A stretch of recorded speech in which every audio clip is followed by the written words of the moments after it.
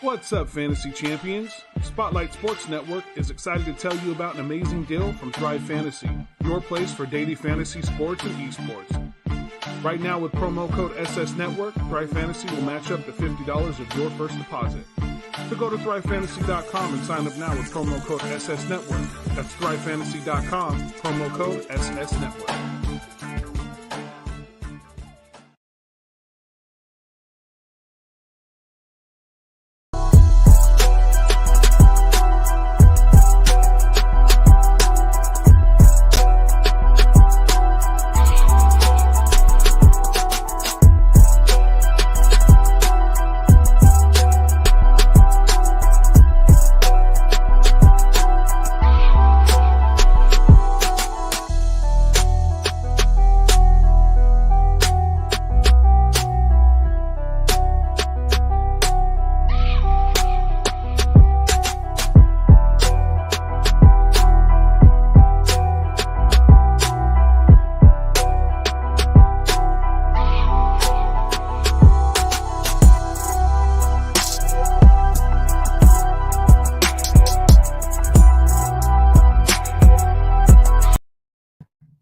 Yo, what is up? It's me, Key, and I'm back.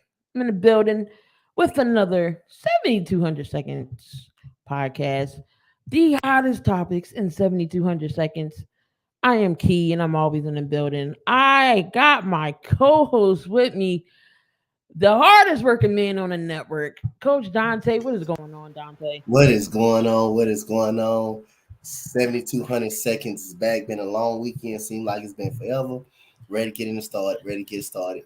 Of course, we took a break because we had the media day last week. So That's why you didn't see me. And for y'all who didn't see media day, make sure you check the Spotlight Sports Network, see everybody's interviews, including this guy I'm about to bring up. Well, as his co-host, we got Max from Max Coverage TV. What's going on, Max? Hey, what's going on, y'all? Thanks for having me on the show today. And I'm ready. Not a problem. But again, the hottest topics in 7,200 seconds. If y'all don't know what that is 2 hours. We'll be getting close to 2 hours as possible. But let's get into it. I know the Super Bowl's over with, and they had that sorry behind parade today. I don't know if y'all seen that. About 10,000 people showed up for the Rams Super Bowl parade, which I think is crazy. When the Eagles won the Super Bowl, it was like 10 million people there downtown Philly. So I don't know what was going on in LA, but very, very interesting. But let's get into it. Of course, the Rams are the real champs. You do have your the Bengals, of course, coming up short. But for the Rams, will this team be together?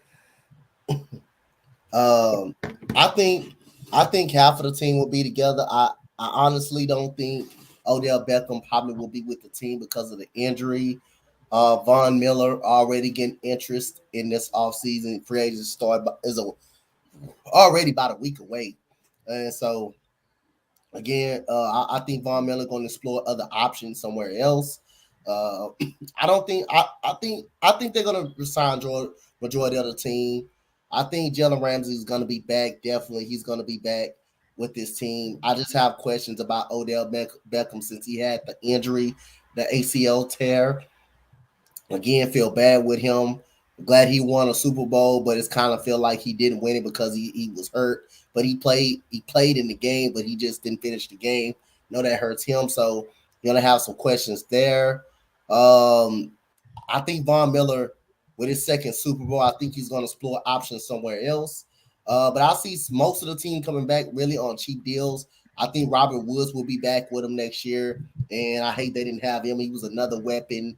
So yeah, man, I think half of the team will be back. I got questions about Von Miller and Odell Beckham. What you think about the team, Max? Do they split up? Do they bring people back? Is people retiring? What's going on? Yeah, so they're 13 mil over the cap. So that's the fifth lowest right now. So before we even start free agency, they don't have any money to really do anything. And they have, I agree with Donte, Odell, with him tearing that ACL, that's such a bummer for him because that just ruined his payday. And if he does come back, it'll probably be on a 1-year deal, like a prove it deal, like AB has been playing on for the past 3 seasons. But it sucks for I hate to see that for Odell, man. Like, like right when he was peaking, he gets hurt again. Sony Michel is another key free agent that they could let go. I feel like he's probably not going to come back. Of course, now with Cam Akers back healthy, we didn't really see much of Sony Michel anyways in the Super Bowl. So I feel like he's probably going to walk. And Von Miller, I feel like they can, make a deal with him to try to get him back on a sweet deal, maybe restructure some guys and get him back on a 1 year or something like that. Unless Von Miller wants to try to win elsewhere, he's getting up there in age, 33. I mean, he probably has about, I say like 2 to 3 good seasons left. But the big question is Aaron Donald gonna hang him up? Because that's the rumor right now, and supposedly he wants a huge payday. And they already gave the man his money the first go round. Why not? Aaron Donald is like the best defensive player I've ever seen in my life. I mean, 30. He's still crazy part is he's only 30. He's only 30 years old. Already got the Pro Bowls, the defensive player of the years, and now he got the ring to add to it. I mean, pay the man, get the man his money. I guess that's one guy that deserves some money, and you can never be without somebody like Aaron Donald on your team. He's always there. I never see him hurt. He's always in great shape. He's a freak of nature. Yeah, he's a freaking monster. Triple team he's like one of the few guys I've seen getting triple team like on a pitcher. Like they snap it real quick. This man's getting like choke slammed by 3 guys. Like that's what you need to do to stop this man, bro. It's crazy. Well, as you can tell, the Bengals tried and failed. Yeah. So they tried to double. They tried to do whatever. Sean McVay called that one too. Like the last play, he was mic'd up. He's like, Aaron Donald's about to make this play. We're about to win the Super Bowl. That was pretty cool. Yeah. But Joe Burrow, he goes down. Apparently, this came out. Joe Burrow was playing on a sprained MCL. You did see him go down. Both quarterbacks actually came up limping, but they stayed in the game. With Joe Burrow and this horrible offensive line of his, hopefully they address that during the off season. Is Joe Burrow going down the path of Andrew Luck? Well, long as that offensive line keep playing the way they is, they gonna hurt them. As long as you don't give them no offensive line help, that's one reason why Andrew Luck couldn't stay in the league, because the offensive line could never hold up, and he was taking so many hits. But as long as that offensive line stay like that and don't protect them, and they don't draft that free agency and that offensive line in the draft, they're gonna get Joe Burrow killed. So I can definitely say, yep, they can get him hurt. You see, they got hurt the last game right there by that offensive line. He's the most sacked quarterback in the league this year, Joe Burrow. They're wearing him out already. As great as he is, he has the weapons. He has the running back. But I thought Joe Mixon played great in that game. I know the yards, didn't impress you, but Joe Mixon played pretty decent in that game. Really, he couldn't scan the field all game long. He couldn't really scan the field. Because that defensive line was getting back there. And give credit to Raheem Morris for adjusting as well. Because as you see, he started off running the 4-man rush, and he brought an extra guy, which is the linebacker. And I feel like, and Raheem Morris felt disrespected. You got a nerve to try to block a linebacker with a running back. You got a nerve to try to block a linebacker with a running back, and they would just run the running back over and get back there into the backfield. So good job by Raheem Morris, and he should be a head coach in this league one day. Raheem Morris is a very good defensive coordinator, but give credit to that Rams defensive line and the coaching of Raheem Morris. But yeah, they're gonna get Joe Burrow killed. They gotta give him some offensive line. Yeah, I agree. I mean, if you look at this team, they have a pretty solid foundation there right now. Really, there's nothing much for them to work on. I know you have to re-sign some guys. Like if you want to keep Jesse Bates, Ogunjobi, some some CJ, Uzuma. Yeah. They're all free agents, but if you want to, keep the core intact, you really just need to focus on this O line. I would first do fourth round, just draft O line, like just focus on that. Everyone else is pretty solid. Like their defensive line is solid. They got some nice linebackers. You got to secure those safeties, but I mean, I feel like O line and maybe some corners for them in this draft. Yeah, they're looking good. I mean, everywhere else. Yeah, Eli Apple. I let him walk. Terrible. Yeah, I let him walk. He's terrible. I don't understand. Like, Odell going down, you still leave Cooper Kupp wide open every single drive. It's like, what else are you keying in on? Tyler Higbee was out, and Odell's gone, and you couldn't run the ball. So, what are y'all doing? They couldn't stop Cooper. And I think for Eli Apple, he talked too damn much. He put his foot in his mouth. Oh, I know Odell tendencies. I want Odell. You got cooked. I don't know. It was a whole bunch of toast on the field because he clearly got burnt every single play. Every single. If he didn't get burnt, he was holding. If he didn't get burnt, he was holding him. and it was crazy because I just said something positive about him when I interviewed Robert Livingston. I just said something positive about him, and then he goes out and do this crap. And then when he got interviewed, his media day, I just feel like he didn't want to be there. He did not. If y'all go back and look at this whole media day interviews, his whole vibe was he did not want to be there. He was there. He for the Marshawn Lynch. Everything. His facial expression basically told you anything. It told you the difference because I was down. His facial expression didn't look too good. I didn't like his facial expression, the way it looked every time someone asked him a question. Like it was like, Van Jefferson was humble about himself. Like he was a really good dude to interview. Like he was happy to be there. And that's another guy that's going to step up big if he's, with Odell going down. Definitely Van Jefferson's going to step up. Robert Woods and Cooper Kupp. That's going to be a nice little receiving core there. But no, Eli Apple got to go. He's a bum. He's a bum. He is. He's been a bum, and he's talking crap about the Saints fans and the Giants fans. I mean, he stunk anywhere he went. Like, I hate Eli Apple. He's terrible. Yeah, I want to give a shout out, you guys, to this guy, Bryson Hopkins, the tight end for the Los Angeles Rams, who stepped up while Blanton, the other receiver the other tight end that started. Hurt. I thought he was hurt. He had some issues with the arm. And when he was getting a lot of easy catches over the middle, that opened it up for Cooper Kupp. The coverage was tight on Van Jefferson. Number 18, I see why he don't play a lot. Yeah, because that one ball he should have caught. That was the interception. I thought he gave up on it a little bit over the middle, but you got to go get that ball. You got to catch that. No doubt about that. You got to catch that ball. And you can see Matthew Stafford, trying to fit it into tight holes, but it was tough, really, because no one was getting open. But give credit to Tyson, to Hopkins, man, that tight end that came in and helped out, that opened it up for Cooper Kupp when he started going crazy. So big shout out to him, man, for his big playmaking ability while Blanton was out.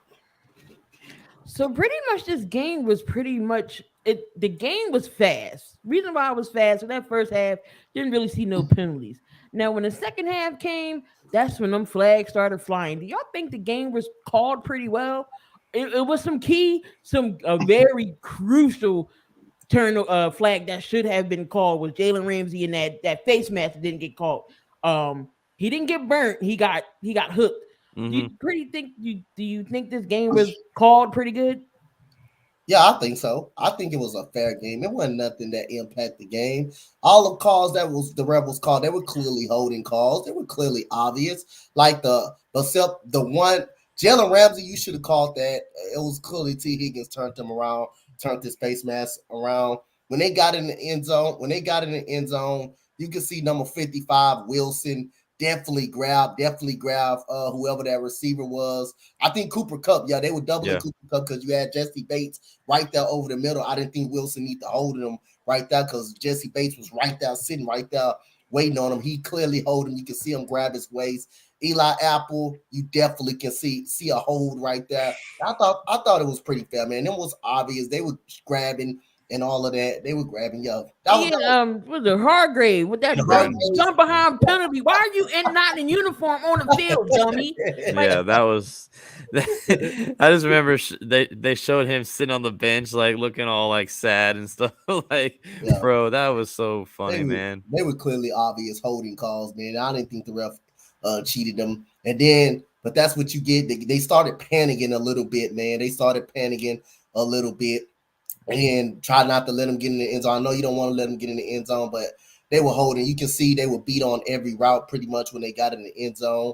And you can see they were clearly obvious holding calls. They were clearly. Yeah, I agree. I liked how the refs let them play. You know, it didn't we didn't see a lot of laundry on the field in the first half, especially, but that one missed call that Key touched on was with the face mask. It was a huge turning point in the game. And then, you know, we didn't really see much after that until the Wilson hold. It was ticky-tacky for me. I mean, you're a linebacker trying to defend Cooper Kupp. Like, there's multiple linebackers in the league that's already came out on Twitter and was like, that wasn't that shouldn't have been called.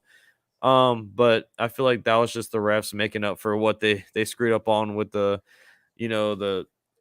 face mask call. 2 huge plays, but that call cost them the game. Like, I feel like that if it was 3rd and goal, I think they're on the 10-yard line. It would have been 4th and goal with 10 yards to go.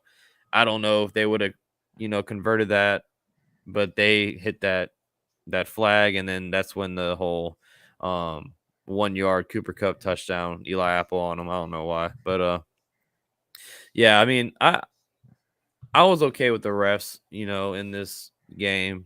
They did miss 2 huge plays, but other than that, they let them play, and I liked it. It kept the game going. The flow was nice. So Anthony Price got a good question. If OBJ was playing, would it have been a close game? The way it looked, it wouldn't have been a close game. I think the Rams probably would have won by 2 touchdowns at least if Odell Beckham was in the game. So you can clearly see the momentum shift when he went up out of the game, because they started double teaming Cooper Kupp, and nobody literally couldn't get open. Every time Matthew Stafford throw the ball to number 18, you see it was tight coverage. He had no window to throw the ball to. Van Jefferson, one-on-one, but he wasn't separating. He wasn't really separating. And you can see Matthew Stafford trying to put the ball there on him. There's just no window to throw it to until Bryce Hopkins stepped up and started taking those easy throws and start catching the ball. That's what opened it up for Cooper Kupp and Matthew Stafford on some connections. But other than that, I think Odell Beckham, they would have probably won by at least another touchdown or 2. They probably wouldn't at least won by another touchdown. Yeah, I agree. So Odell Beckham, I know he went out and, emotional, of course, winning his first Super Bowl. It sucked that he didn't get to play. He was still out there. Do you think he proved himself that, from the years with the Giants, he went through all the fiascos that happened in Cleveland with Baker Mayfield. He gets hurt, then he comes back and goes to the Rams and wins the championship. Has he proved himself he can still be that guy? I think around a complimentary quarterback that can get him the football and receivers just like this, I think he can handle himself pretty well. By being a number 1 receiver, I don't know about that. At this point of his career, I don't know about being a number 1 receiver at this point, but at this point of his career, when you're playing around someone like Cooper Kupp and stuff like that, he can be a valuable help. But at this point of time in his career, now you give me the Giants, Odell Beckham, in this stage of age, they're going to kind of figure you out. They're going to kind of take you up out of the game. They're going to kind of take you up out of the game and double you at this point. But this proves that, like, he still got it. He still is a great player when he's not really, and he shut everybody up. He shut the critics up, really, actually. That's why I'm so happy for Odell Beckham, because you see now, it was definitely Baker Mayfield in Cleveland. No doubt it was definitely Baker Mayfield. But at this point of his career, I think Odell Beckham proved a lot to the Giants fans and the Cleveland fans that it wasn't me, it was the organization. And I'm happy for Odell, but at this point of the stage of his career, playing around great pieces like Cooper Kupp and stuff right here, that you don't have to double the guy, or when Cooper Kupp gets doubled, that he can perform at a high rate. And hey, what a better way to continue with his career. I hope he can get back on the field. But hey, this point of his career, he still can ball, man. He still can play. Yeah, he proved himself. In my opinion, it does help when you're on the opposite side of Cooper Kupp, like Donte touched on. But I mean, you saw him out there. He was just watching him play. Running the routes. Breaking off the line. Now we don't know what he's gonna be like when he comes back from injury, but yeah, he actually this was his best quarterback he's ever played with in Stafford. And I mean, he finally had a guy that he trusted that threw him the ball. And the touchdown in the Super Bowl, Stafford threw it, but it was Odell making that play, you know what I'm saying? And he showed everyone he can still do it all. And then I think he was in line for a nice little payday. I don't know if it would be for the Rams, but some team, because I know he wants to test that free agency market. He's never done it yet in his career. So it's interesting to see what he does now. But I feel like the Rams were the perfect spot for him. We knew the rumors is either him or the Rams or Green Bay, and Green Bay was trying to offer him like the minimum, and the Rams offered him, I think, $3 million, if I'm not mistaken. But I'm happy for Odell. I was a huge Odell fan when he was with LSU. So I mean, I hope he comes back stronger. Kind of touch on Let It Burn's question. I mean, I feel like it may hurt his value a little bit if he decides to go to another team, because will they take a chance on him, knowing this is his second ACL injury. So we'll see what that's going to be like. But I think anybody that takes a chance on him, he's going to, as soon as he went to the Rams, you didn't hear nothing out of him. I think because he's growing up, he's maturing now. So I think he knows he just wants to go out there and play football, unlike Antonio Brown's clown ass, go somewhere else and just be a mockery of something. But I think Odell's matured, and he definitely wants to win. As you see, he did get a Super Bowl ring. Anthony Price said, who needed the ring more? It's a good question as well. OBJ or Stafford? Man, I would say both, but I think I would go with Stafford on this part that needs the ring more. But I would picture in both. I think both could have been using the ring, could have used the ring. I'm glad they both got one, but Stafford, as far as in his career, being with a terrible organization and still throwing over 4,000 and 5,000 yards, then organization so bad, you had two of your best players in franchise history retire because you didn't want to trade them nowhere else. That's how bad the organization is. But Matthew Stafford knows how to come back and win games, knows how to stay poised. Sometimes what makes you upset about him is he try to go for the home run play all the time. Like in the first quarter, first half, like the throw to Ben Jefferson, and Jesse Bates picked it off. Nowhere in world he shouldn't have made that throw. He should have just at least tried to run the ball, get a couple yards. The other throw, that wasn't on him. That was on the receiver, more like not making the effort on it. But sometimes he makes you upset when he hit those home run plays, when he's trying to make something happen with his arm. Even though he does have a strong arm. But I feel like Matthew Stafford, man, he needed the ring batter. And then you come over here with the Rams. They trade for you. The Rams say all we needed was a quarterback. Jared Goff, what was the problem of this team? And we needed an upgrade. They got the upgrade. Matthew Stafford delivered delivered on it. If he didn't deliver, it was going to be disappointment. It was going to be disappointed if he didn't deliver, because the Rams gambled all of their chips for that moment that night, and he just came through with the deliver. So I feel like I'm gonna say he go on a nose of football. He needed a little bit more, but both. I just wanted to say both of them, but I say Stafford needed just a little bit more. Next. Yeah, I agree. Stafford definitely needed this more. I mean, 13 years he's in the league. He's been talked about as, a great quarterback just on a bad team. And, he just basically shut everyone up that was making that argument. And, I don't this might have solidified him in the Hall of Fame, but Richard Sherman came out and said that he doesn't think he's a Hall of Famer. He was throwing out some stats and some good takes, but because I didn't know he only went to one Pro Bowl. He has no like all-pro teams. He didn't lead the league in touchdowns, or he has no MVPs. You know, he basically has like an Eli Manning resume without the rings, and now he has one. So I mean, I feel like he will be in the Hall of Fame, but he definitely needed this to I think for himself more importantly, because like I couldn't imagine being with an organization like the Lions for 12 years, you know, just constantly losing all the time. And I think Stafford needed this way more. Here's my thing about the Detroit fans. I don't know if I'm going to go on a rant or whatever, but I don't understand why Detroit. I'm not saying all of them. I don't understand the ones that are so bitter.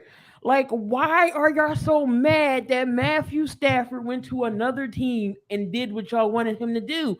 Y'all didn't give him nothing to work with. You had Megatron.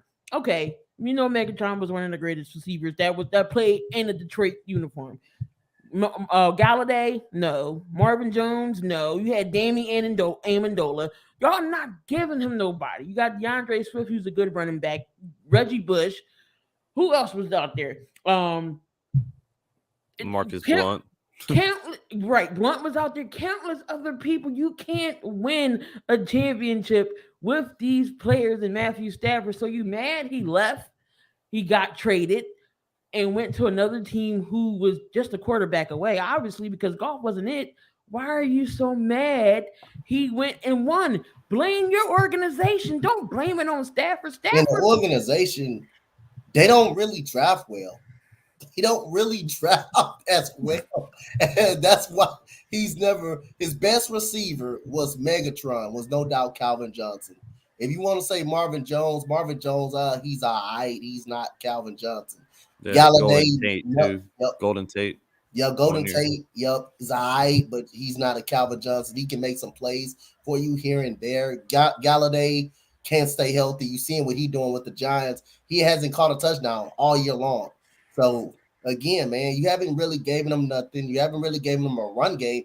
Outside of those receivers, those are pretty respectable receivers. What other move pieces you gave him? And then organization really haven't not draft well on top of that. So that's why I'm so happy for Matthew Stafford. And I don't know why, the Detroit fans are giving him so much crap. They haven't really drafted as well, haven't even did nothing in the draft or addressed nothing. That's a reason why two of your players of greatest of all time retired, because they wanted to go play somewhere else for opportunity to win, and the Lions just wouldn't let them go.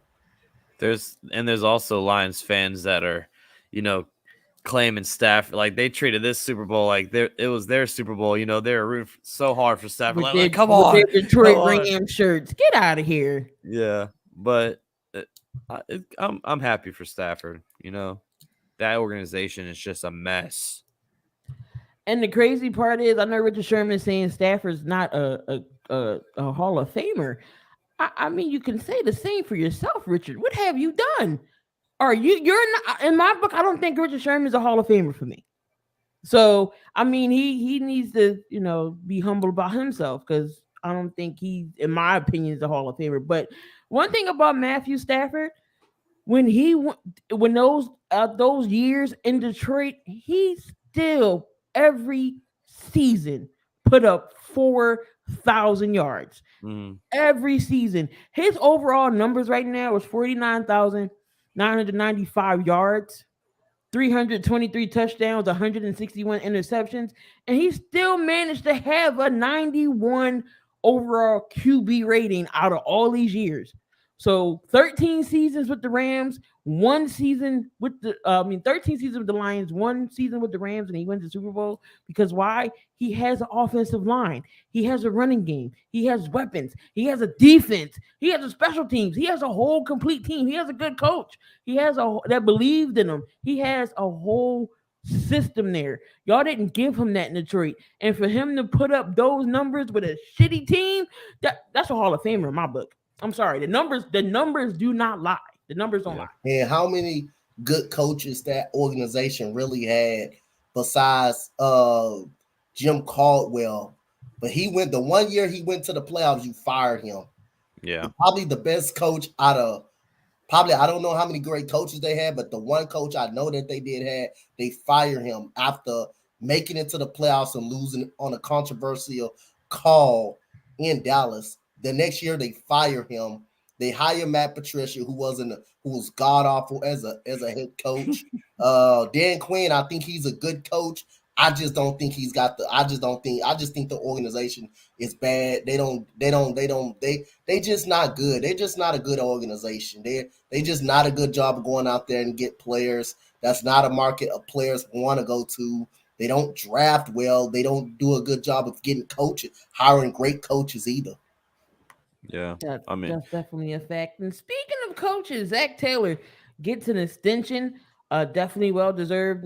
Zach Taylor came from that McVay tree as well. So pretty. Of course that was needed. Zach Taylor's not a bad coach. He did turn the Cincinnati Bengals team around. He just needs some help on that right side of the offensive line, because if not, he's gonna get Joe Burrow killed, and he will be another Andrew Luck 2.0.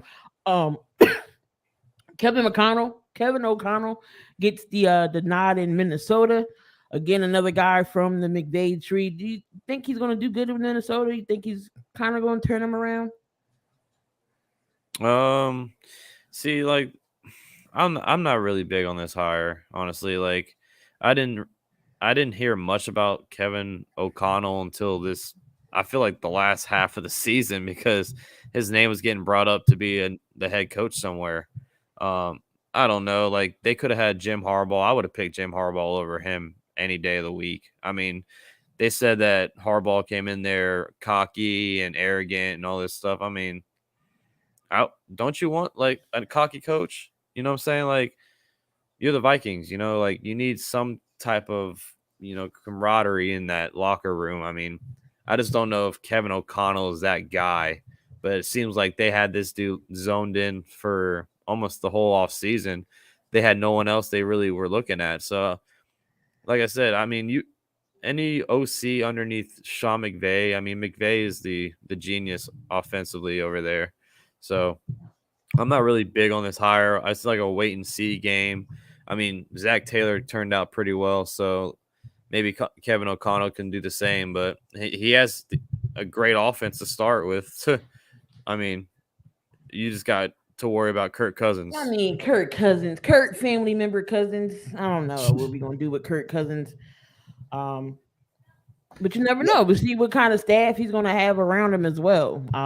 Their defense isn't that great. They need to get some defensive pieces. Dalvin Cook stays healthy. He's running a good running back there, and you still got a tight a wide receiver tandem and Thielen and Justin Jefferson. I mean, offensively, they're okay. I think the defensive side of the ball, but we'll see what's going to go on in Minnesota there. Carson Wentz. Colts fans, Philadelphia tried to tell y'all about Carson Wentz, but again, I do thank y'all, Carson, for playing 75 snaps and getting us that third number one pick, not third number one pick, but the third draft pick in the first round. Colts might be letting him go. So where does he go? Oh, where does Carson Wentz end up at? My answer is gonna be NA. I don't know where he's gonna end up at. I can't tell, but he didn't have a too bad of a year. But again, I mean, can you blame some of that? Can you factor some of that because of Jonathan Taylor was so damn good? Carson Wentz really could sit on his couch and just relax for a little bit. Yep, you can put some of that on him. He didn't have to really throw the ball too much unless they were put in a situation. But again, organization. It's just Carson Wentz, man. He's got to be better, man. He's got to be better protecting the football. He has been better this year, but you can also throw Jonathan Taylor in there, how good he has been to where he didn't have to put himself in so many positions and opportunities to turn the ball over so damn much. You can credit Jonathan Taylor that, but again, Carson Wentz, he got a bad vibe for me because again, he leave from Philadelphia. He wants out of Philadelphia because Jalen Hurts. I mean, every quarterback, people got to realize this. You come in and an organization drop the quarterback, and you want to sit up there and you want to get upset and not perform because you got all this money and you got your organization drafting the quarterback, and they give you a right to not to go out, to get out of shape, come in and get out of shape, not perform. He's not Aaron Rodgers. Aaron Rodgers, if he goes out, hey, you seen what Jordan Love did against the Chiefs, didn't show up. And Aaron Rodgers was the type of quarterback, hey, Packers said Packers need me out there, which is Aaron Rodgers, the only quarterback in the league that got the right to do that. Carson Wentz don't got the right to do that. You got to go out there and perform, man. You can't come in training camp and be out of shape and running around and fumbling the football like that. You can't do that. So again, you got to compete in this league. Regardless who behind you. You got to compete. So I question Carson Wentz's level of competitiveness because that's clearly why he wanted out of the Eagles because of Jalen Hurts. He's mad because of Jalen Hurts. Now again, Rodgers had the right to be fucking mad. Had the right to be goddamn mad. He had the right. Carson Wentz didn't have no right to be mad. Now Aaron Rodgers had the right. That's a different situation. You want to draft the quarterback in the first round? When we needed another receiver on side of Devontae Adams, you draft the quarterback. You move. Matter of fact, you trade back in the draft and get Jordan Love in the first round when nobody was expecting that. Carson Wentz, you drafted Jalen Hurts in the second round. So that's not so much. That is pressure for you to perform, but that's not so much. If he gets out there and perform, Jalen Hurts probably don't play. He probably never plays. Aaron Rodgers, that's different because you drafted a guy in the first round. I'm the man here. I'm the reason why we are relevant. I'm the main reason why we are relevant, really. So that's a different situation. But again, we're going to find out with Carson Wentz. I think the Broncos will be an obvious choice. I think they desperately need a quarterback there. Pittsburgh can be an obvious choice right there. Those are the really two destinations that can really be the obvious choice. The Washington football team, I think they need a quarterback. They can use a quarterback as well. Yeah.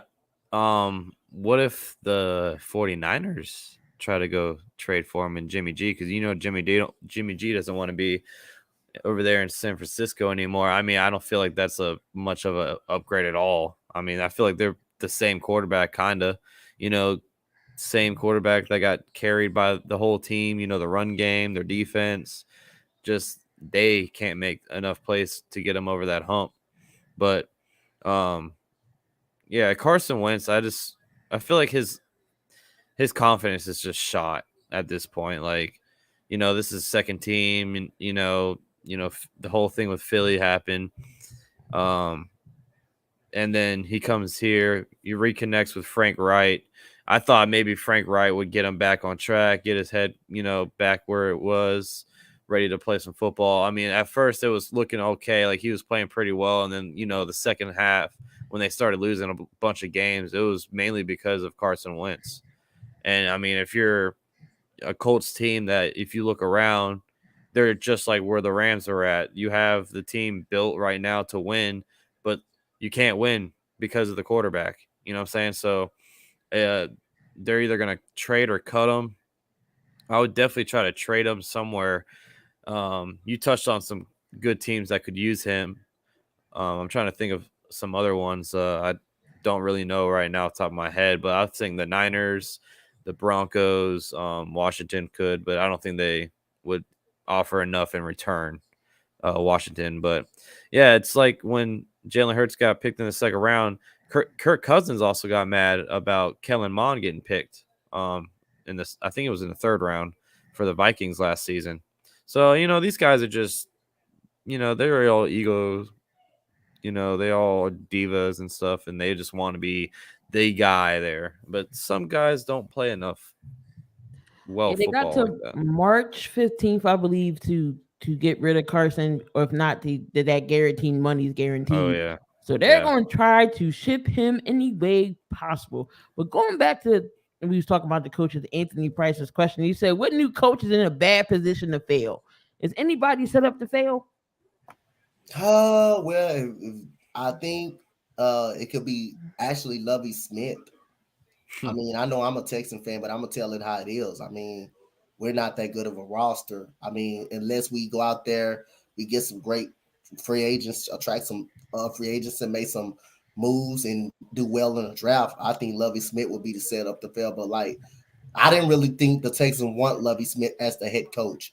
I thought, for my instinct, they wanted Josh McCown. They wanted to hire Josh McCown. That's who they wanted to hire. I don't know if the Ryan Flores incident has something to do with that. Maybe people say yes. Like I say, I'm not disagreeing with that, really. But like I say, that could come into play. But I really think Lovie Smith, just like David Culley, was set up to fail, actually. But I'll say I didn't think David Culley done a bad job. But again, we don't have a great roster. We have one running back in the room. That's Rex Burkhead, and he did way better. He performed way better than David Johnson. Way better. David Johnson is shot right now. He needs to go. I'll let him walk and let the door hit him on the ass on the way out.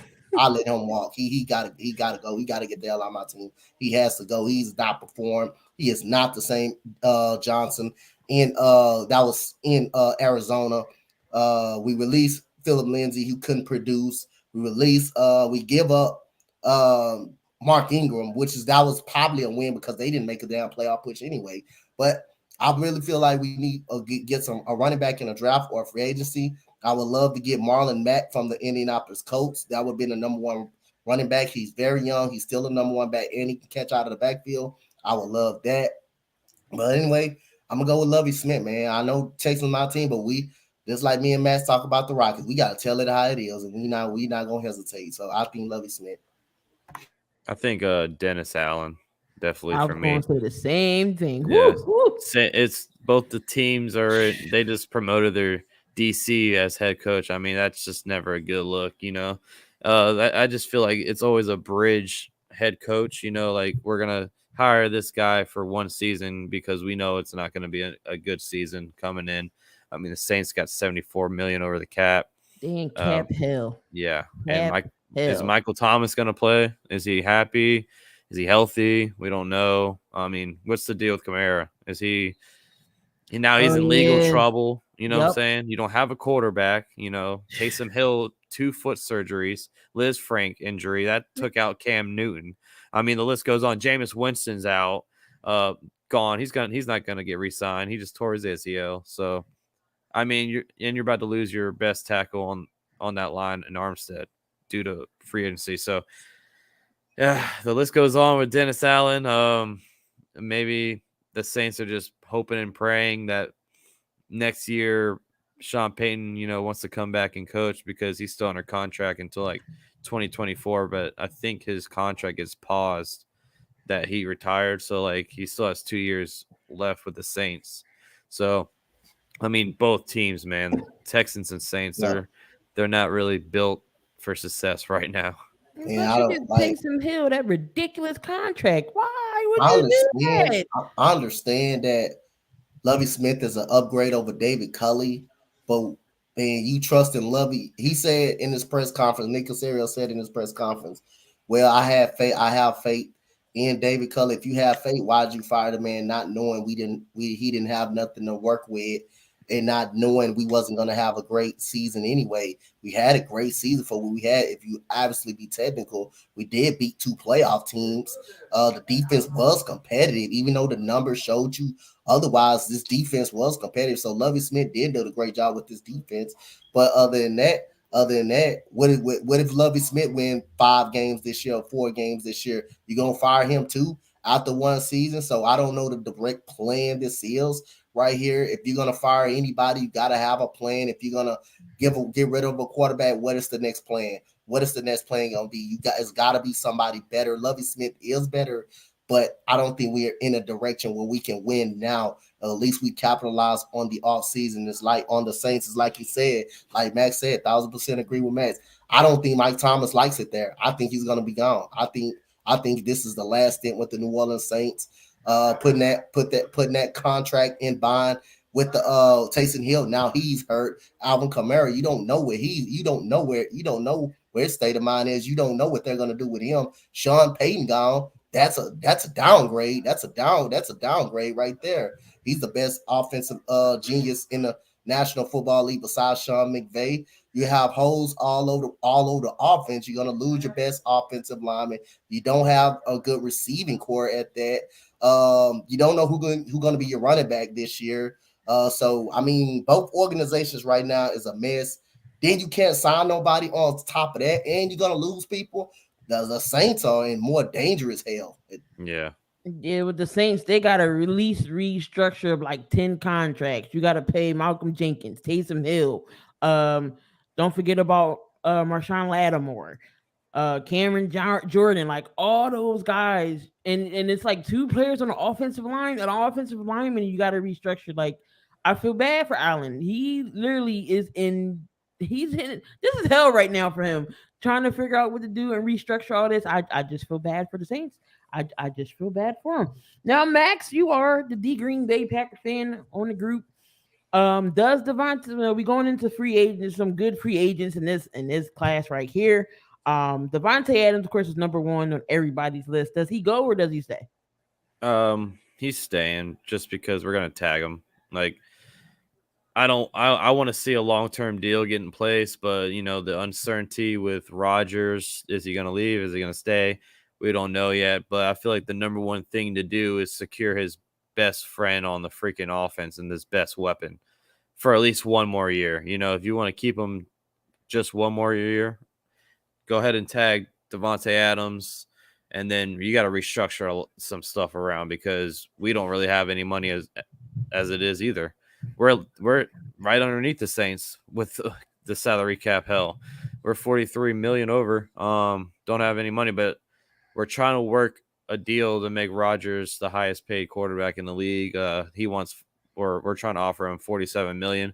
See, I don't believe in this salary cap. I feel like it's a number on paper because, the Packers are a publicly owned team. They just sold $300,000 or 300,000 shares, about $300 a piece. So that's about $90 million that they just received from the public. So obviously there's something there that, you got some hidden money somewhere in there. So I feel like, we can work some contracts around, get this deal done, but we definitely have to get Rodgers on board if we want to keep Adams, because Adams, I feel like he won't want to play for anybody else, because if Rodgers goes to another team, I think Adams goes right behind him to that same team. So we got to tag Adams one more year, and then have all 3 of them in a room that you can just sit there and be like, what's the future hold from us? And yeah, we do have to extend Jair Alexander. That dude is a freaking baller. So right, paid Aaron Jones, so it's just like y'all gotta pay him, and it's just a crazy thing in Green Bay. I just felt like if y'all would have gave him another weapon instead of getting Jordan Love, I feel like we wouldn't be in this situation. We probably wouldn't be, and now years later, that was a dumb draft pick from Matt LaFleur. I'm like, come on. Like, after we saw Jordan Love actually in game do some things, I'm like, this guy, he stinks. I mean, like, it's still too young to, but like Rodgers sat behind Brett Favre for 3 years. I don't know. I mean, maybe he needs a little bit more time, but I'm not excited to see Jordan Love be a starting for my team right now. Now, another free agent I was looking at, Leighton Vander Esch. Dante, when I was looking at this, they're saying he could come to the Texans to help out y'all defense. Would you take a Vander Esch? On a cheap deal, I would take him. He can tackle, he can hit, but he can't stay healthy. He can't stay on the field. That's the problem. He's never on the field. He's always getting a concussion. There's no doubt about it. He can go sideline to sideline. He can tackle. Do I question his coverage skills? Yes, but he's never on the field. So hey, anything that can probably help the Texans, I really don't care. I want to see this team improve, but I'll be fine with it on a cheap deal, 1 or 2 year deal. a proven deal, but he's never on the field like that. He's never healthy. He's never there. Do teams take a chance on Chris Godwin knowing that he had that ACL injury? I know his time is up in Tampa. I feel like you, no doubt about it. You got to take a chance on Chris Godwin. A lot of people are going to be like, "Well, is he really that good? He played with Brady, and then he played alongside of Mike Evans. I mean, he was balling with Jameis Winston was the quarterback, and I feel like he's so explosive. Like God, that's what Godwin is so underrated just because he played across from Mike Evans. Like this guy he catches every single pass that is thrown his way. He's explosive. I mean, you saw he can have a deep threat. He can get yards after catch. He can do it all, man. I feel like if I'm the Jaguars, because the Jaguars have the most money, that you need to go get a guy like Chris Godwin. And if you want to make Trevor Lawrence happy, I don't care if he's coming off injury or not. Take off half a year, take off the whole season, get healthy. But future down the line, I feel like Chris Godwin's your number one guy. And, he can get you that 50-50 ball, toss it in there. He'll come down with it. But the Bucs are trying to make him the cornerstone for them to re-sign. I don't know if he's going to come back. If Brady's not there, I mean, I wouldn't. Like, you're going to trust playing with Blaine Gabbert or Kyle Trask or trying to go get one of the – they're saying they can go get a veteran quarterback, but I don't know who else. I mean, maybe Jameis Winston comes back to the Bucs. Oh, Lord. They got Bridgewater. They can go get Teddy Bridgewater. Yeah, I mean, Bruce Arians and Byron Leftwich was there with, Jameis. So, I mean, I could see Jameis coming back. But, yeah, I mean, you definitely got to take a shot at Chris Godwin. Definitely. Gallup, that's another one with the ACL injury. I know Dallas is not bringing him back. Juju Smith-Schuster, he was hurt. I don't know if Pittsburgh decides to bring him back. Christian Kirk, like I said, this Mike Williams, all Allen Robinson, these are all going to be some good free agents. Hopefully the Eagles call somebody to get somebody on the alongside of Devontae Smith. Mike Gesicki's another tight end. Plus, I could see him going to the Colts maybe because the Colts don't have a tight end. He'd be good over there. Maybe the Jags will spend some money on some of these weapons because they got money. Better. They have money. Yeah, like Urban Meyer last season struck out in free agency. He didn't do anything. Like this guy was handed a first pick overall Trevor Lawrence with a bunch of money, didn't do shit. So, I mean, I feel like Doug Peterson, as you know, Key, is a little bit smarter than Urban Meyer. Right. So I feel like he can do some damage in this offseason. Right. I definitely, they got a number, close to the top to get another pick as well, a good draft pick as well. Still get some good people in on the defensive side. I mean, it's still a young team. Young team. I think Doug, that's the right spot for him. He'll groom these guys around. He'll, help Trevor Lawrence. And definitely we'll see. He got Zach Taylor's brother down there, Press Taylor down there with him. So we'll see how that goes. One last topic before we switch over, the whole Kyler Murray thing in Arizona. Him unfollowing the team, but it's rumors they put some stuff out about. I don't know the whole story. I just know Kyler was upset about his work ethic. Any thoughts on the Kyler Murray incident? I think I know what the rumor you're talking about. He came out and said they blamed him for the loss. They blamed him basically for the loss. I just thought he just wasn't ready really yet. He just wasn't ready. Game was too big for him, his first playoff start. And people in the regular season, remember, people was calling him an elite quarterback, a top 10 quarterback, but without DeAndre Hopkins. But again, DeAndre Hopkins makes anybody better unless you're a Deshaun Watson that can play without him. He cannot play without DeAndre Hopkins. You can see Kyler Murray couldn't play without him, but you still have good weapons. You still have Christian Kirk. You still have James Conner, who was very good this year. You still have Rondale Moore, who was really, really good. But I just believe Kyler Murray just wasn't ready. Zach Ertz, who was hot, who was on fire when he first got there. and got a respectable defense, got a pretty much respectable defense before it pretty much got ripped apart by Matthew Stafford and stuff like that. But it's frustrating. But Pete, he came out and just said, the organization blamed him for the L, for the loss.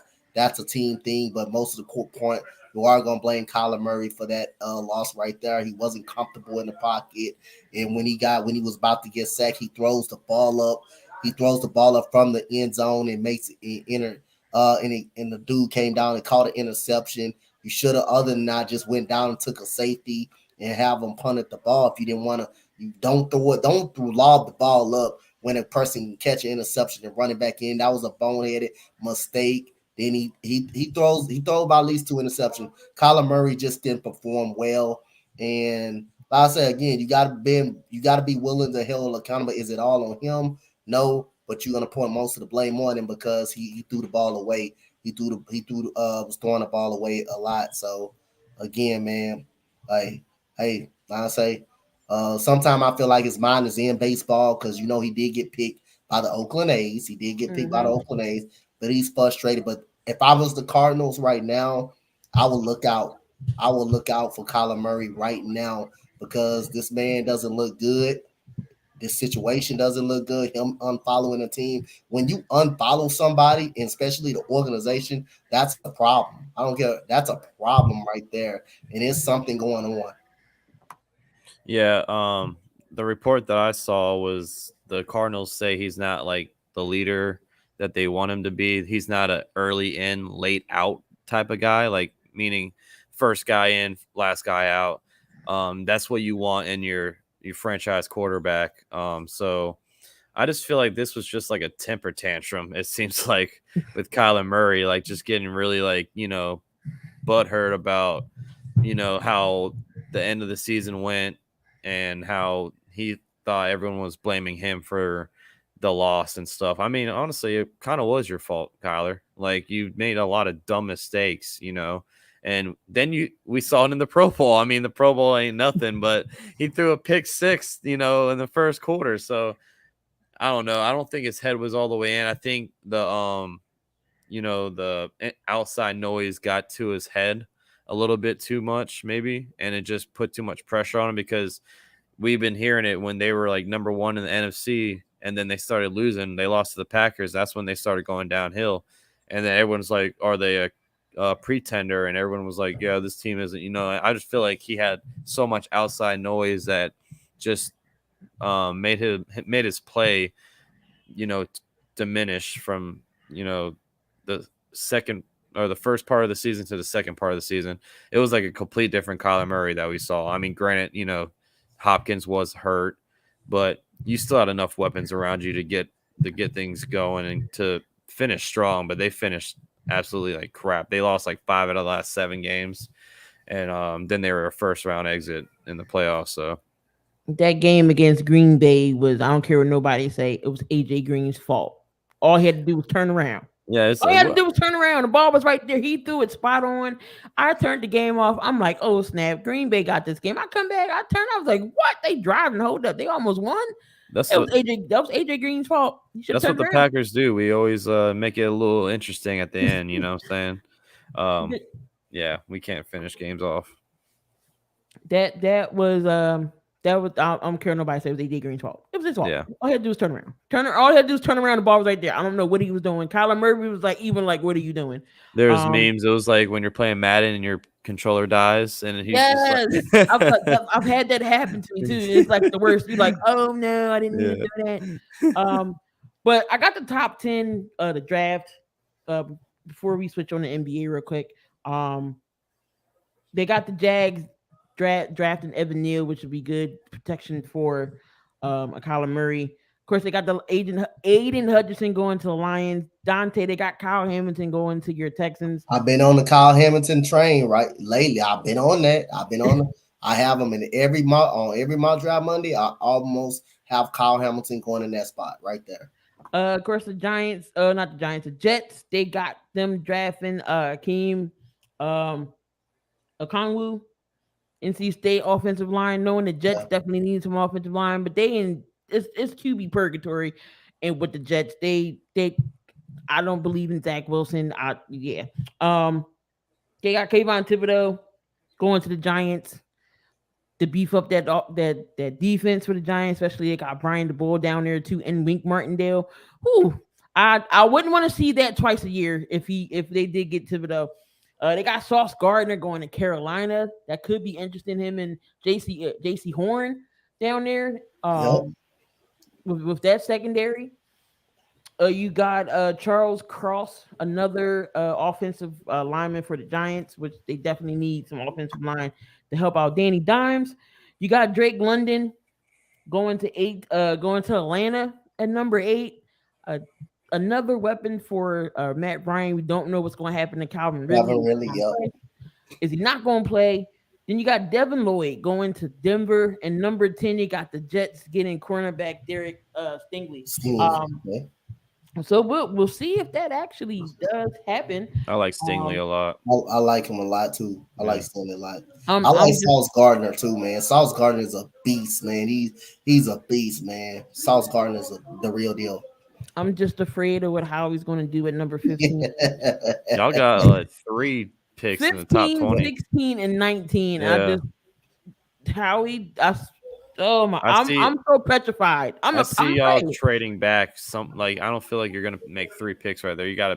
I feel like you're gonna get some draft collateral somewhere. Like if somebody offers us a good deal or something, okay, I can see one getting traded, but it can't be just for any old body. If not, Howie just use all them bad picks to boost up your defense because our linebackers stink. And there's some good linebackers out there. If you're not going to get a Devin Lloyd, definitely go get Dean. If you're going to go for linebackers, because our linebackers can't cover a Cole. If Jesus down there himself was making plays. But I'm trying to see. Okay, we're going to do NBA, and then we're going to save our most famous segment here for last. This whole Ben Simmons. I thought I would never hear say his name again. But us Philadelphia fans, is happy that Ben Simmons is gone. But the one thing that rubbed me the wrong way was this whole press conference. ESPN is saying, "Oh, Philly fans, you should have supported him," but y'all were just blasting him just last year's. I mean, just this last NBA Finals. Playoffs in Game 7, y'all was just blasting him. Oh, he passed up offensive. He passed the ball. He didn't take a shot. He didn't do this.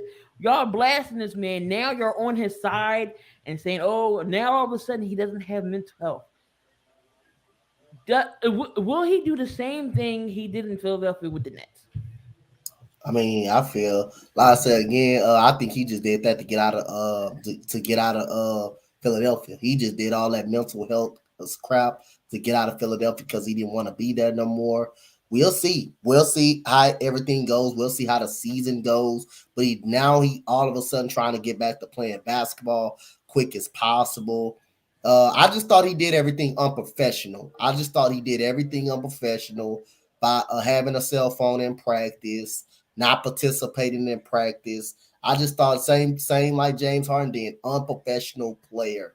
He's not professional at all, and you get people losing respect for you. But it depends on how bad the season going on, man. And trust me, when you don't perform well in playoff situations, I don't care what state, city you in. I don't care if it's in the White House. I don't give a damn where it's at. In President Biden's house, if you don't perform, you're gonna get called out by the fans. If you don't perform, you're gonna get called out. Think about if you go to the Knicks, if you go to LA, you're gonna hear it all day. You think Philly was bad? He going to New York. Yeah, New York is just as brutal. Yeah. So if you don't perform there, that might be even much worse. So again, I'm gonna see how it plays out. I think both teams got benefit of the trade. As well. I thought both teams got helped out each other. But if he doesn't perform in Brooklyn, you can see the same old thing. And Ben Simmons, like right now, you can definitely question his heart and his toughness right now. Yeah. I mean, the whole press conference, he was saying he's happy. He's happy again, all this stuff. Yeah, I think that all that was a facade. You know, like he was definitely like just nervous and scared to play in front of Philly. You know, Philly don't play; they'll let you hear it. But yeah, he could have done it more professional, like Dante said. I mean, I just feel like you just took the childish route. You know, like I saw some of the clips that you were talking about when he was in practice. He was just like everyone was huddled up. He was over here just shooting layups and like dribbling by himself. Like just if the attention's not on me, I don't care. You know what I'm saying? Like I just feel like he went the wrong way with it. We've talked about I feel like he can still play some basketball. He just can't shoot. But yeah, it's just how you carry yourself. He didn't carry himself like a true professional, and some owner of a team would not want that guy to be the franchise in the face of your franchise. So, I mean, definitely got to work on some things, personally. But yeah, he could have handled it a lot better than what he did. I just feel like he used like you said, he used the mental health and illness as a cop out, and he's throwing it in people's faces who really do, or have the mental health and illness issues on a daily basis that struggle. Like I feel from someone who has the whole mental thing, illness thing, it's a struggle every day, and for you to use that as a cop out, Ben Simmons is a baby. He's used to getting privileged all his life. He doesn't hear the word no. Mm-hmm. He doesn't have the heart that Philly represents to play here. You got to have tough skin to play in Philadelphia. Everybody knows that. But one thing about Philadelphia fans is we definitely are loyal and we're supportive. For all of them who said, "Oh, y'all didn't support him," are you kidding me? For 5 years, you did nothing to improve your game each and every year. You did nothing. So how can y'all say we didn't support him when we did? You can't shoot free throws. Why we can't leave you out on the floor because they're gonna do a hack a bend. We can't put him to the line. He shoots horribly. Mm-hmm. He shoots horribly. So it's just like he's like, oh, it wasn't about the money. It wasn't about this. So what was it about? Just say you didn't want to play in front of Philadelphia. Just say that. You was all butthurt because Doc Rivers was asked a question, can he win with Ben Simmons? He flat out said no. Mm-hmm. Yeah, and even Embiid had his back. He went and talked to the fans on the court. It was like, he's our brother. We need to support him. You know what I'm saying? So even he came out, and then eventually Embiid was like, screw this guy. Like, you know what I'm saying? I've reached my hand out. He didn't do anything about it, so I'm done supporting him. If he's not on our team, he can get out of here then, you know what I'm saying? So apparently Joel was the only one he didn't talk to. He talked to everybody else. Talked to Doc Rivers, talked to the owners, talked to teammates, except Joel. I mean, I like the route that Joel Embiid took it, and I like the route that Max took it. So I'm gonna go on another route right here.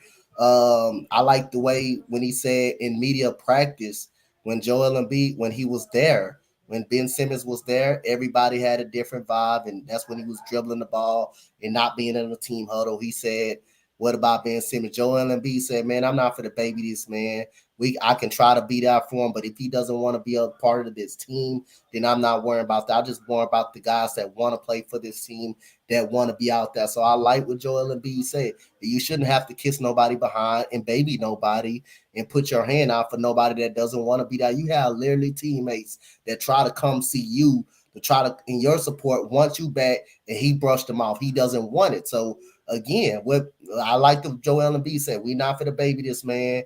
We're just gonna continue to practice hard, work hard, and continue to guys and help these guys get better, that wants to get better, that wants to play. Not a guy that's not trying to get better and be professional until he's traded up out of here. So you don't post a baby nobody, you don't post a kiss nobody button right there. And if you're Doc Rivers, if you know a guy is not involved, why would you not kick him out before then? Why did they have to wait till you tell this man, come on, do some drills? Then you want to decide to kick him out. If the man is not fully engaged from the start of practice, kick him out. Don't let him come to the gym no more.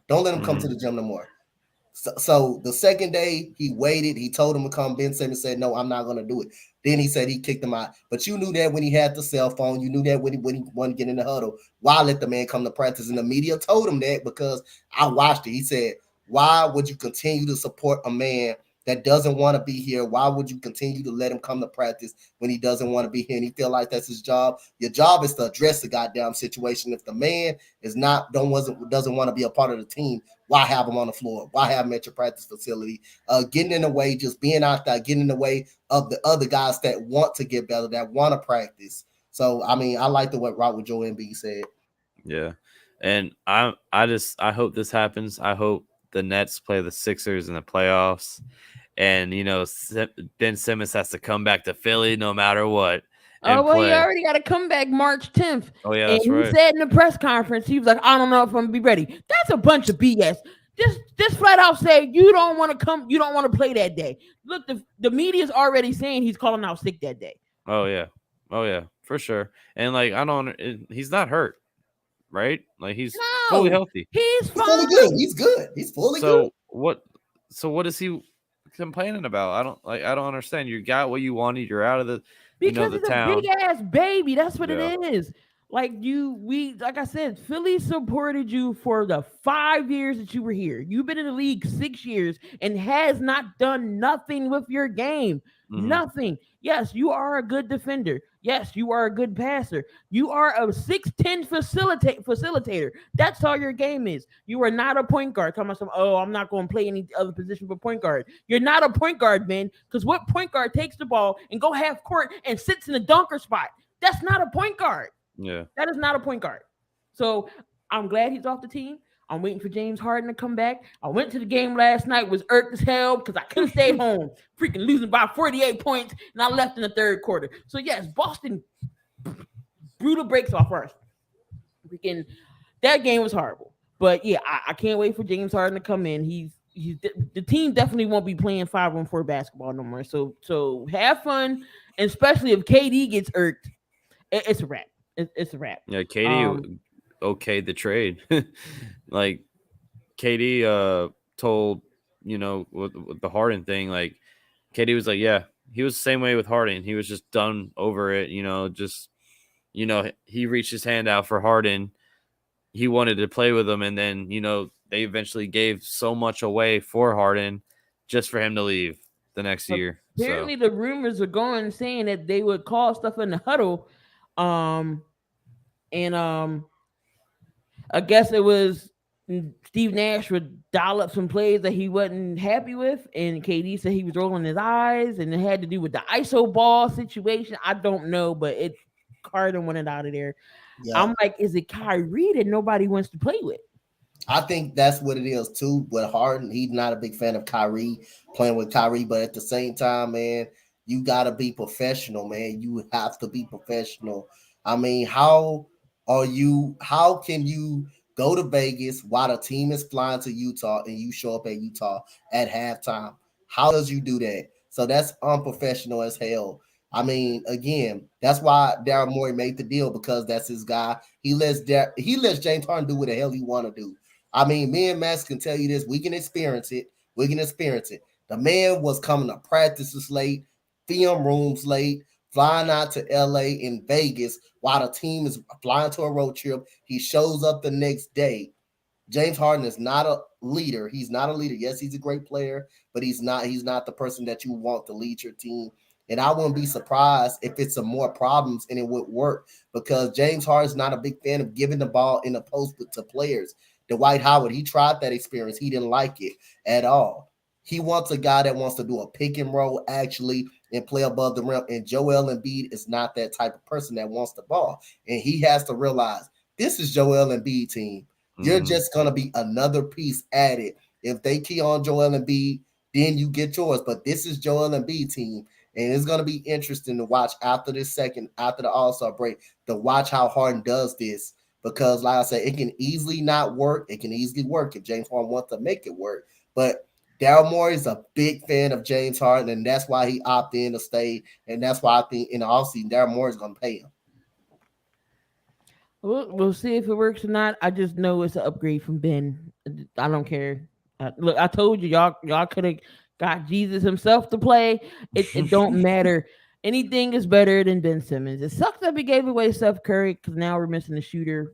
And Paul Millsap came in off the deal. We don't know what we're going to do on buy-ins, but I'm just glad this whole Ben Simmons thing is freaking over. So, to the Lakers. I know the Lakers has been very abysmal this season. There are reports, saying not reports, but they were saying should the Lakers trade Anthony Davis? No, like that's the one guy you can't trade. You know what I'm saying? Like trade everyone else, but Anthony Davis, basically. I mean, Anthony Davis, when he's healthy and LeBron's missed, he's put up mad numbers as well. They just don't have a supporting cast surrounding those two players, like at all. I think I like Malik Monk. He can score, but he's still young. He's still developing, but I like Malik Monk, but everyone else, Russ is not the same Russ, anymore. He's a liability out there. And then, I mean, they don't really have any other big men. They got Dwight, they have DeAndre Jordan, but they suck. They all suck. Jordan stinks. Yeah. And like they're all just, past their prime. They're not the same players as they once, like they're all household names at one point in their career, but just now in their career, they're not. They're not, good enough. And I just feel like when this season started, when they were getting all these guys, I'm like, this is an old ass team. Like I like home. I like Melo, what I'm saying? Melo, that's who you need is just a scorer, but they didn't surround themselves with anybody that's young that can push the court. I do like that kid Austin Reeves that they have, but that team does not wow me. But as long as they have LeBron James, I feel like they'll figure a way to like turn this thing around after the All-Star break. I still have them making the playoffs, but I don't think they're gonna make it to the finals or even the Western Conference Finals for sure. Yep, I definitely agree. But if you want to consider trading Anthony Davis in the offseason, you could do that. That's a route you could go. But how happy Anthony Davis is, that's the key. How happy as he is playing with LeBron, knowing he used to he needs the ball to be effective. How happy he is with LeBron James and with Russell Westbrook. So that could come into play too. Just checking with him, talking to him, seeing how happy he is being around this team. And me and Max on the same boat, man. I think the Lakers gonna find a way to figure it out. As long as you got LeBron James a part of your organization and your team, you're never out of a situation. You're never too far behind. And I think they're gonna find a way to get things together. No, it's not looking good for them. No, they 5 games under 500. Russell Westbrook, again, he's a very good player. He's just not a good piece for this team to have. And for us, LeBron James, I mean, somebody got to tell him to get back, sit back, and let us make the moves, man, because we all know that he was a part of saying no to that Buddy Hield deal that would have been by far a better fit for this team. And this team probably wouldn't have been in this situation. So sometimes, like Tyronn Lue said, and that's why LeBron James respected Tyronn Lue, because he said, hey, sit back. This is my team. I'm going to handle this the way I want to handle it. And you see that resulted in a championship, and you did not see LeBron move a smudge or say a smudge long as Coach Tyronn Lue was there. So if LeBron don't respect you, then he's going to run all through you. If he doesn't respect you, and like I say, he got that type of power. If you don't do what he says, he's gonna threaten. He will be a threat to leave if he figure out you're not trying to do anything for him or to appease him. But again, I think they will consider it this offseason, moving on for Anthony Davis. It just depends on how Anthony Davis feels about this organization, if he feel like he can coexist with these guys. So if Anthony Davis gets moved, who takes him? Yeah, I was thinking that. I'm like, who would you want? Like, what would you want to return? I mean, he's definitely worth 2 firsts and somebody. You know what I'm saying? Who would take him, though? I have no idea. He'll be tough. It'll be tough to see who will take him, but he's gonna have some people and some teams out there that is very much interested in him. I'm just like the vibe that I get for this team. Like, feel like Anthony Davis is not the same anymore with this team. It's not the Anthony Davis that I'm accustomed to looking at, scoring consistently in the post, where really he's never been a post player. He's always a guy that will face up on the wing and just shoot the ball. But he's not comfortable playing the 5. He's just not comfortable doing that. And that's why most of the time he gets a lot of wear and tear on him, because he has to guard these big old guys in the paint. So sometimes it could be definitely him being uncomfortable playing his position, because he's a 4. He's not actually a 5, even though he can play the 5 position. But I think playing him at the 5, he feels uncomfortable with that. Yeah, for sure. I mean, maybe Utah would reach out and maybe try to offer Rudy Gobert and some get picks. that French fry out of Utah. I can't stand Rudy Gobert. Yeah, my God, he's terrible. I don't either. But he would. I don't know. I just don't understand. I don't see what you need a lot in return for AD, and you definitely need to choose a team that has a lot of picks like the Thunder. But then I'm thinking, like, player wise, who do the Thunder have that could help the Lakers right now? And I don't see that. I mean, maybe Shea Gilgeous plus some picks. That could be a nice little return. But then you have to move Russ after that. You know what I'm saying? So it's going to be a domino effect if they do end up trying to trade AD in the offseason. Can you see AD with Charlotte, him and LaMelo? They don't really have a big person. I know they was trying to move away from PJ Washington. I mean, Jordan can make some moves. Yeah, and they just got Montrezl Harrell. I feel like Charlotte, that was a good pickup by them. And I mean, if I'm moving AD, I want LaMelo and maybe a first for AD. But Charlotte won't make that trade. Yeah. I don't think they would. So it's just going to be a wait and see game. Yeah, now I think about it. You already had one ball brother in the Lakers. You saw how that happened. You see how that went. Yeah. So, but that's definitely interesting. AD to go. He's always injury prone. He can't stay healthy. The Lakers got to do something. Currently, they gave up the Christian Wood and John Wall for Westbrook Deal or something. I'm like, how you not pull that trigger? It was Wall in a first. No, it was Wall, and the Rockets wanted a first and Russ, and they denied it because they didn't want to give up a first-round pick. Christian Wood, no team. I mean, we couldn't find a team for him or Eric Gordon, so I don't know. I feel like Eric Gordon would have worked perfectly with the Lakers. I've been saying that for couple weeks now. I'm like, that would have been a great pickup, even though he is old, and that's what the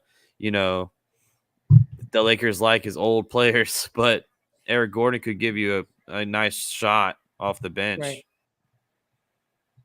The thing, right, and the one thing is LeBron. He wants players he can gel with. The thing with the Lakers, they don't breed young players and groom them up.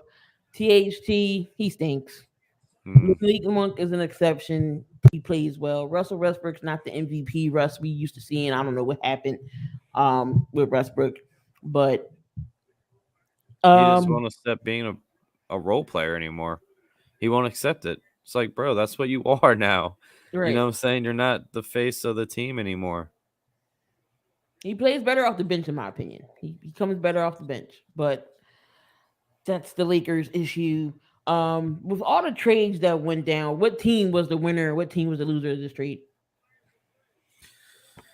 I know we talked a little bit about this. Man, Sacramento, Indiana. The Pistons beat the Celtics. Ain't this a bitch? Oh my goodness. Sacramento, Indiana definitely won the trade deadline for me. I thought they made some good pieces to help their team out. And Tyrese Halliburton has really been a great player since he went over there to the Indiana Pacers. And Buddy Hield's going to fit in there soon. Sabonis definitely an upgrade of anybody they got in this. They got as a center over there. Hope they can get in to the playing scenario soon. I think the Clippers done a good job too of getting Norman Powell and Robert Covington, give them a huge boost as well, man. So I thought they all done. I thought them guys have done a great job. Them three teams to me have done the most, and they have done a great job to help out their teams right there. I like what the Pelicans did as well. CJ McCollum, like I'm just picturing CJ. I know Zion's now maybe needing a second surgery, so I just shut him down for the rest of the season at this point. But I'm thinking of next season.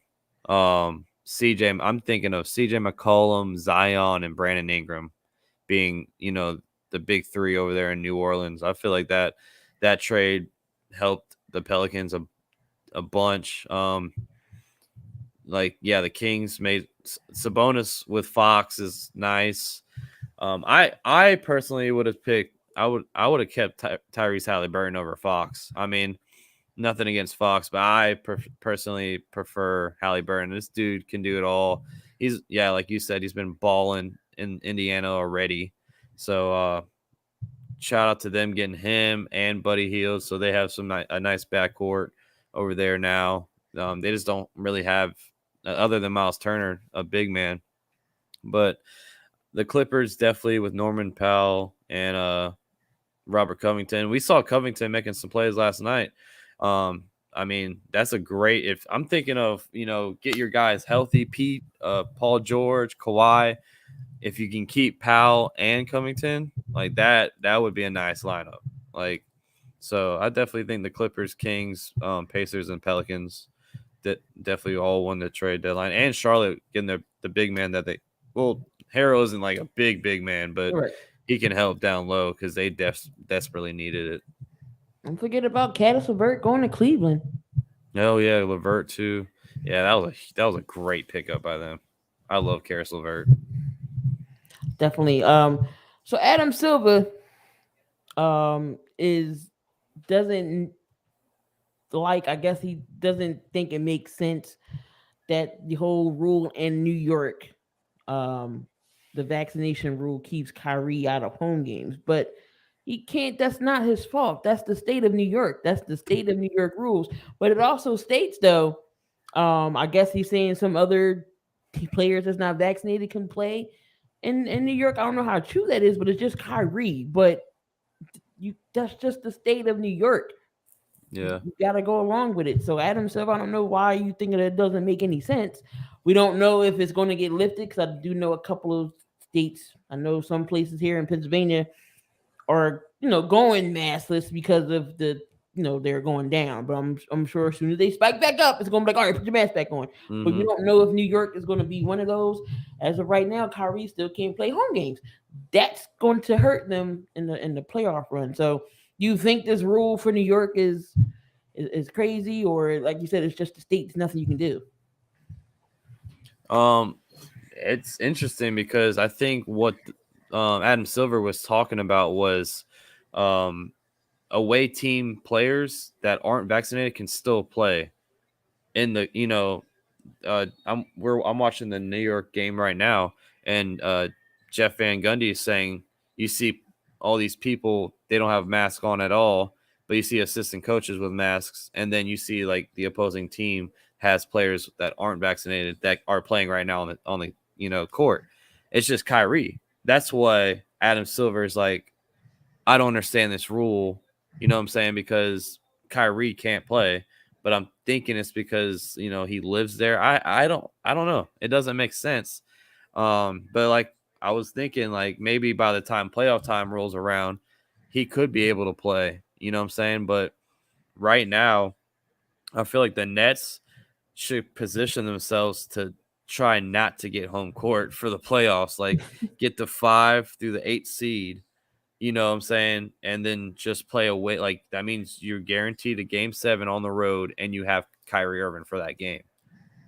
That would be my loophole behind it. They had a loophole where the Nets had to spend some money to have Kyrie play, and they didn't pull that trigger. And they're talking about doing that for the playoffs. I think it's only like $60,000 in fines that they would have to pay, maybe more. I don't know the correct number. Only $60,000. But yeah, exactly. Like Sean Marks has plenty of money to pay that fine and get Kyrie to play. So it's just like, what's going on? You know, like we don't really know the full details, I think. Donte, any thoughts about this core Kyrie thing? I mean, like I said again, ain't nothing he can do about it. It's a state, it's a state thing right there. Definitely is gonna hurt him in the playoff part of things. But if you got that type of money, you definitely can pay for the man just to play out there. And that might be a good strategy, Max, talking about not to get home court advantage. You know you're gonna have Kyrie the first 2 road games. And then if it goes to a game 7, you have Kyrie when it matters the most. You just have him. That's a good strategy right there. I love that strategy right there. So just to answer Burns' question, imagine if Leonard and George come back this season with the Clippers team, are the Suns in trouble? Yes, they are. I mean, Kawhi and Paul George, like I said, with freaking Powell and Covington, Zubac, throwing Reggie Jackson in there. I don't want to. He stunk last night, but yeah, that team could take down the Suns, I feel like, because just defensively, they're stacked and they can try to lock down Booker and Paul, but they would give them the most headache to stop that backcourt. No, it's 2-3 point game with the Nets and the Knicks. Yep. Yeah, the Knicks are blowing it.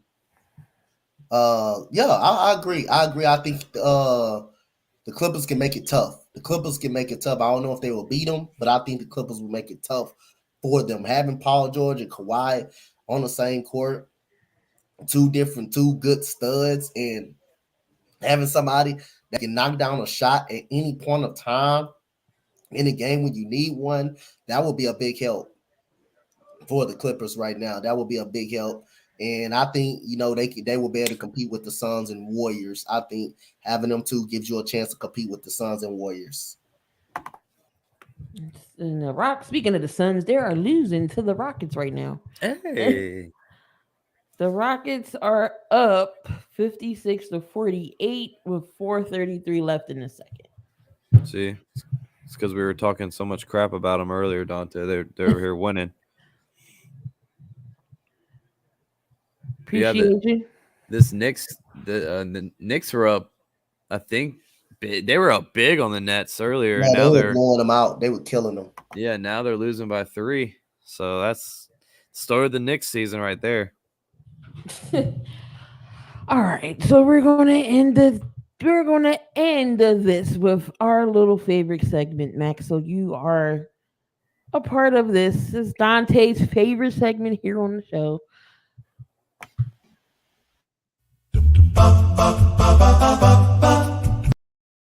Fact or fiction? I love the segment. My favorite segment.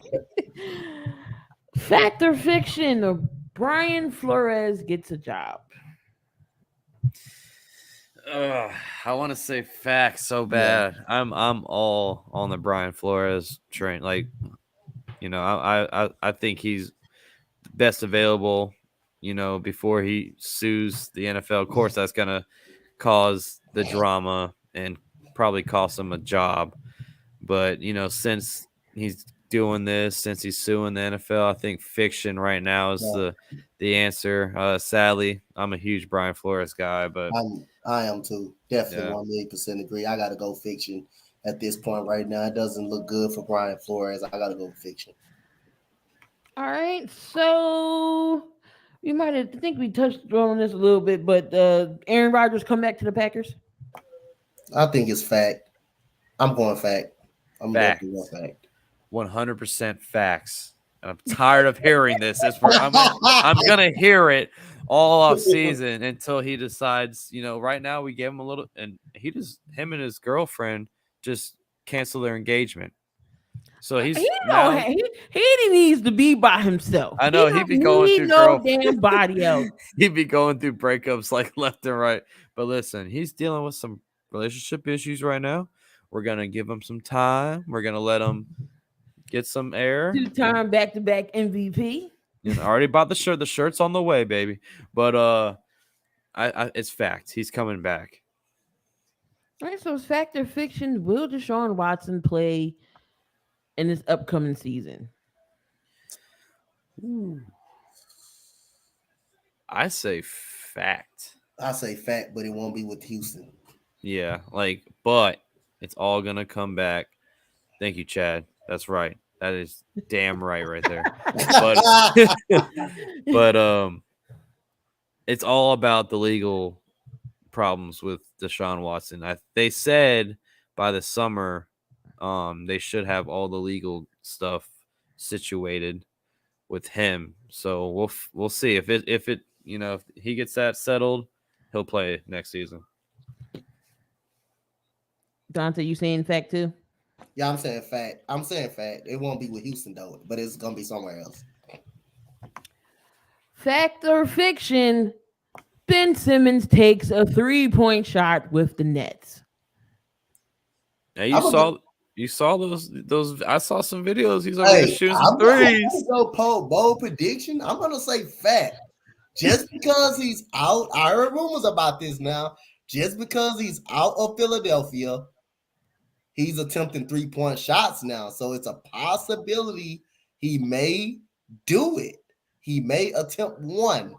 I'm gonna go bold prediction. I'm gonna say fact. He may do it. I say fiction. Now with that team, now with the Nets, you don't need if he's shooting threes, that's when you know you got a problem with Brooklyn, man. If I'm Steve Nash, I'm like, bro, why? Why did you even try that? And it looks like speaking of the Nets, look at the Nets are going to come back and win this game down 26. They're going to beat the Knicks. Steph Curry had a big game, 20 points. Cam Thomas with 21 points off the bench. Andre Drummond, 11 points, 19 boards. And KD's going to come back. So, I mean, they could make a little run. I know they were, 11 straight wins before they won that other game the other night. 11 straight losses before they won that game the other night. But I don't know. Watch out for the Nets. But I know the Knicks is shooting themselves in the damn foot. This is a huge win the Knicks should have had. Mm-hmm. They have not played good this season at all. And Damian says fact that Ben Simmons will take a 3-point shot. I think he will. I'm gonna go bold prediction. I went bold prediction on that though. And before Boston lost, they was on a 9-game winning streak. But I'm still gonna throw this question out there: fact or fiction? Boston's a title contender. That's fiction. They ain't no damn title contender. That's fiction. But title contender. I'm gonna go with fiction also. You just got. I'm putting Brooklyn when they're all healthy. I'm putting Philly, Miami, all the Bucks, all above the Celtics right now in the East, and the Bulls. And one more: did Giannis now put himself back in the MVP contention talks? Is that a fact or fiction? That's facts. That's facts. We had a segment on the Fadeaway podcast. We think Giannis the best player in the league right now. Right now, we know LeBron James can be the best player every single season. He can win MVP every year. So is Giannis. Giannis just got to get his man credit, man. The way he stayed with the organization, but give the organization credit that they put guys around the guy, shooters around the guy, another playmaker in Drew Holiday. Another guy who can knock you down a shot when you need one in the clutch, and Chris Middleton. I'm gonna go fact, man. I think this guy is really, really good, and I won't be surprised if he comes back and somehow wins the MVP. But I got Joel Embiid with the MVP, winning the MVP right now. But that's a fact. That's no doubt. 50 points last night. That's no doubt. Yeah, I think he's the new LeBron when it comes to MVP. He's gonna finish the top 3 every year in MVP voting, just because how dominant he's going to be in the next 10 plus years in this league. Definitely fact. He's a freak. He's a unstoppable force. There's no one you can put on him. He'll just bulldoze you right through. I know the Toronto, built that wall, and that's what stopped the Bucks that one season when Toronto won the title, but man, since that season, there's no answer for Giannis, and he's getting better every single season. So, yeah, he's fact. He's going to be top 3 in MVP voting. And that was our another segment of Fact or Fiction. that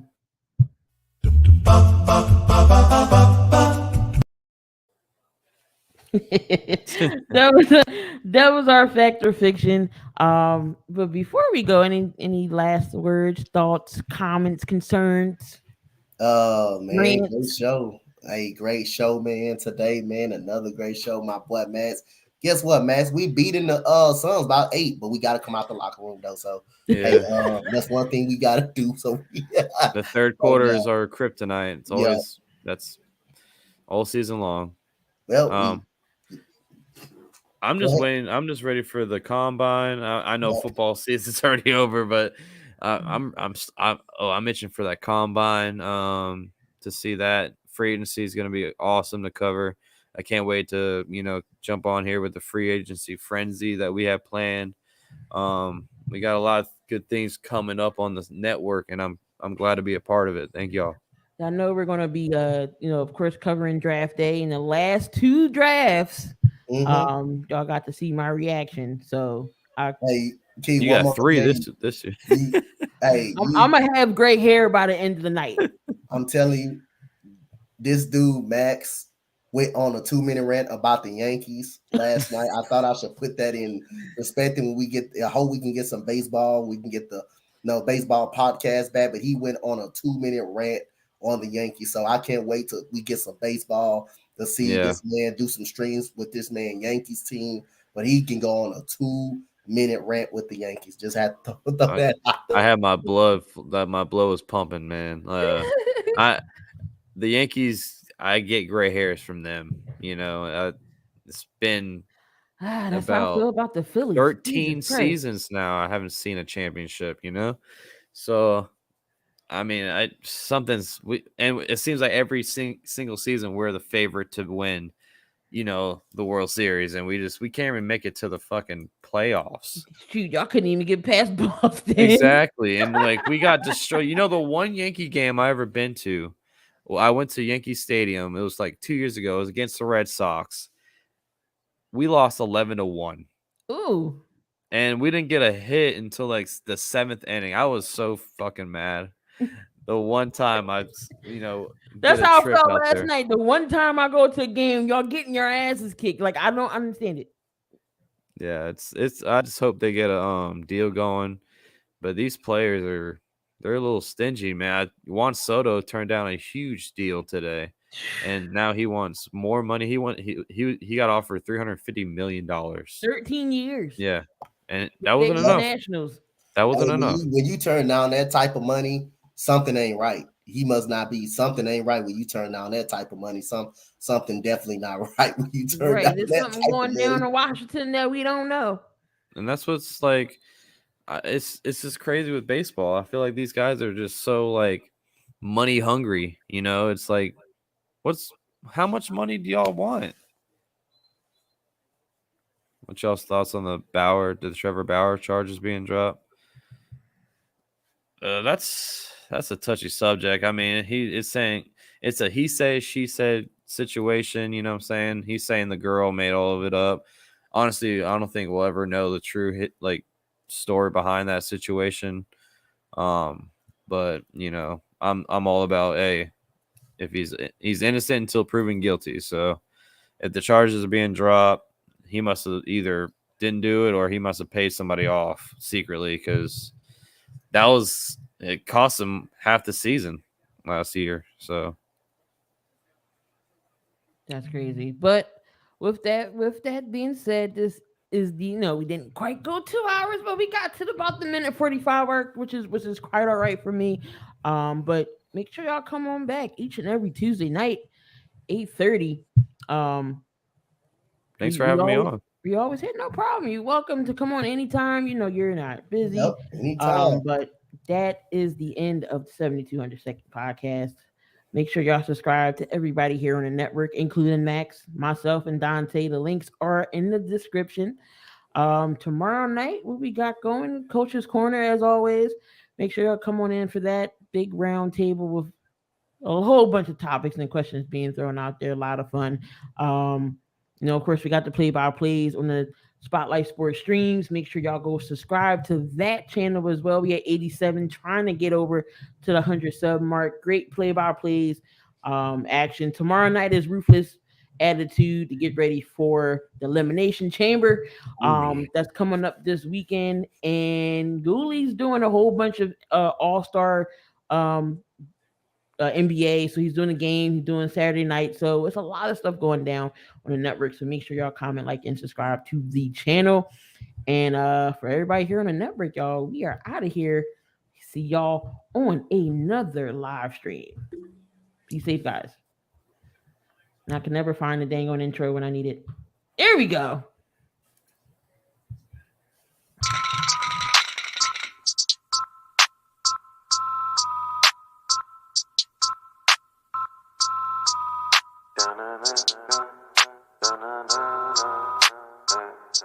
I heard they want the news. Well, we got it just for you. What's your team? Who your player? Who your crew? I heard they want the news. The spotlight is on you, and if you in the hot seat, it's times two. I heard they want the news. Come tune in to the crew, but we got the hook up just like black and blue. I heard they want the news. Spotlight Sports, what it do? Hit subscribe and that like button too. I heard they want the news.